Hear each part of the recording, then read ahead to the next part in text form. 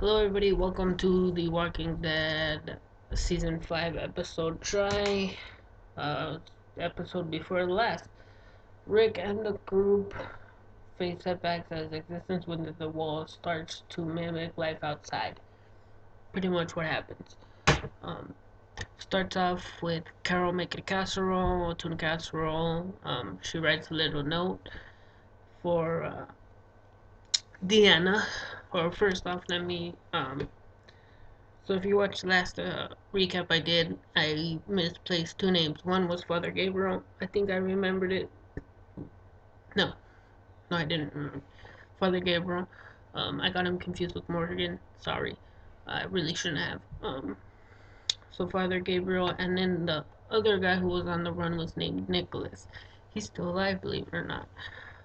Yeah, so she makes her the casserole. Um, Deanna, her husband, and Spencer. I can't remember the husband's name if they gave it. And I also can't remember that creepy girl that was with Carl. Or that's scared of Carl. Basically, the only other girl you've seen since Sophia. That's a child and not an adult. Um, yeah, so they're listening to Andrew's old run mix. And weird tunes, hard to place a time. Um, can't put a decade on it. Been trying since there was Rock Band slash Guitar Hero guitars. Nobody has a cell phone. Um, they might have in the beginning. I can't remember. Um, the CD player was weird. It opened out this way instead of like old timey record players open this way. So you put the CD this way instead of like that. And Beth listened to records apparently with the in the hospital. Um, Hard to place a decade or time period. Um, yeah, and then we'll go to Rita and um, Michonne. Really weird seeing Michonne without a sword or her katana. Um, her and Rita have a little talk about Sasha because she apparently slept in the watchtower and nobody's seen her since. Abraham's in the watchtower now, so apparently Sasha told Rita where she goes. And also um, Eric and no Aaron and Daryl are out on a mission at night, which I thought was kind of weird. And they find somebody in a tent with like a light, or not a tent, but somebody with a light. They didn't show who, so apparently they're scouting somebody for the group for Alexandria. And so Rita's talking to Michonne about how they feel different just from since the last time they've been out. And Michonne doesn't want to forget, and she tells her, well, don't.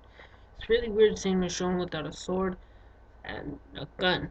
Uh, Rita mentions that, like, oh, you didn't bring your sword, so that's something. They find Sasha. She's hunting down the walkers and shoot him in the back of the head with her sniper rifle. So she's in super murderous killing mode and doesn't want to talk to nobody, wants them to go back. So Michonne's kind of watching them, her shoot a swarm of walkers that are coming at them. Um, and she starts having flashbacks of her with the katana all the way back to when she first found Andrea in the woods with the hood and the coat and the two pets. Um, Before that, Carl's with or they show Carl out looking for the creepy girl that I can't remember her name. I think he even said it and I didn't remember it. But basically, Carl kind of got himself a girlfriend, it looks like. Um, she's she says she's uh, scared of him and that he's following her, and he's loud when he follows people, and she wants him to go back. He doesn't. She comes out. They find a zombie. She's a clever girl and has a kitchen timer and throws it, and then, of course, because everybody knows zombies are attracted to sound, so why are we still using guns? Is my question.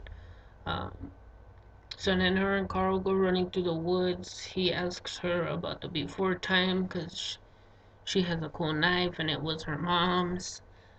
Um, she doesn't tell him her story. He hears a swarm coming. They go into a cool tree that's like open in the middle, and they sneak in and they're like this. And you're like, ooh, Carl gonna get himself a girlfriend. And there's times where it looks like they could kiss, but then she like whispers in his ear um, about how it's their world, which is kind of interesting. Um, and then tells them, "Cool, you're scared of me too," because they go back face to face and they're like this. And then she says, "Oh, cool, you're scared of me too, or afraid of me." And then he like touches her hand and then it goes away. So basically, Carl got himself a girlfriend. Um,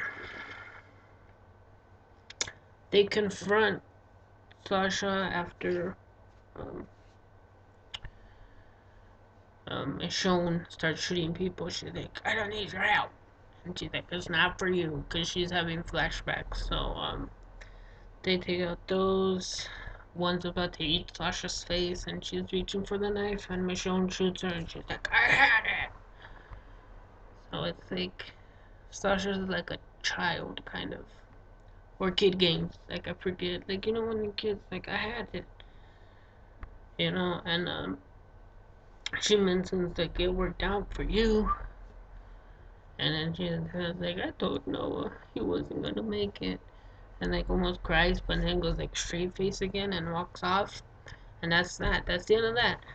Um, so Rick confronts Jesse because there's a girl he likes.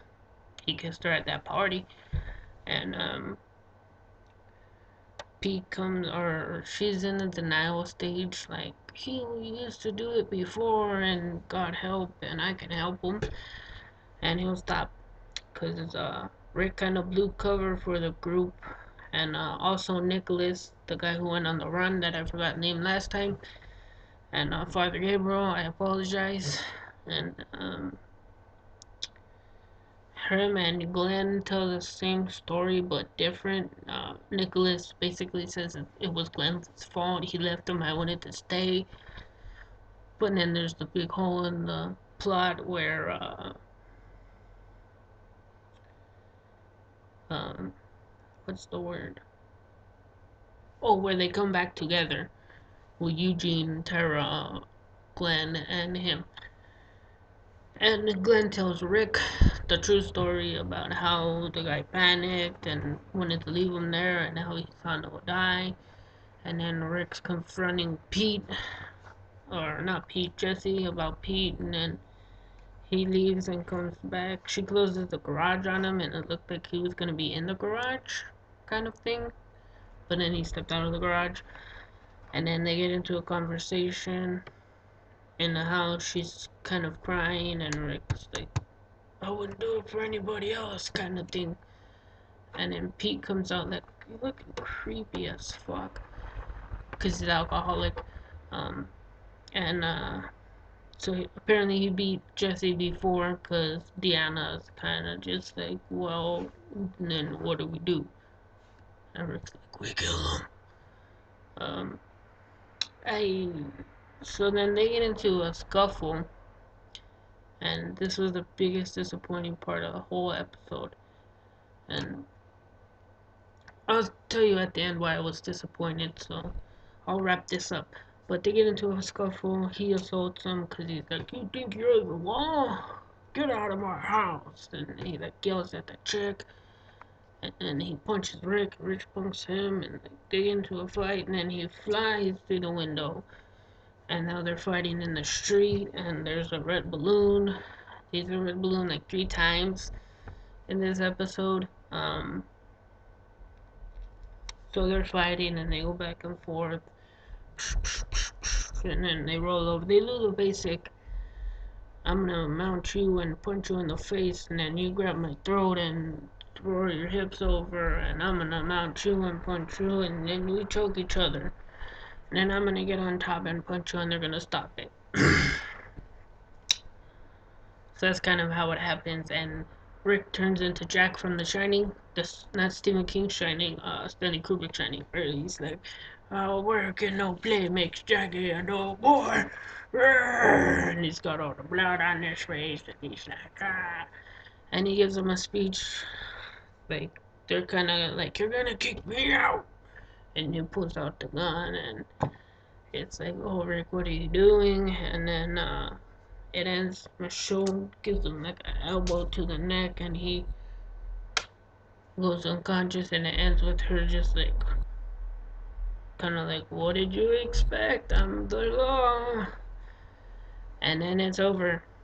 And then it does the spoiler. It does the no scenes from next time on The Walking Dead kind of thing. But this one's total spoilers.